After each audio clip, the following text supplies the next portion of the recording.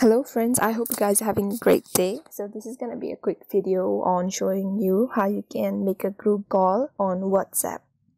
Please subscribe to the channel and let's begin. So open your WhatsApp, click on the green icon that you see on the bottom right corner and click on new group. These are the people from my contacts that you can see here, and you just have to click on their name if you want to add them on your call. So I'm selecting few people here. Sometimes if you have too many contacts, you can use the search icon and just type their name and click on their name. There you go.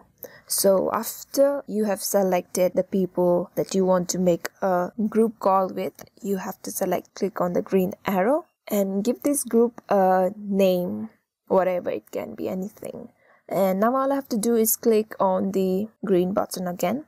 So there it goes. I have created this group, and now in order to make a video call, I just have to click on the video call icon. So it says if I want to start a video call. So I'm just gonna click on call.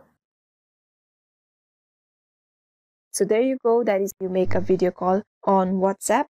And thank you for watching the video. I hope you guys have a great day.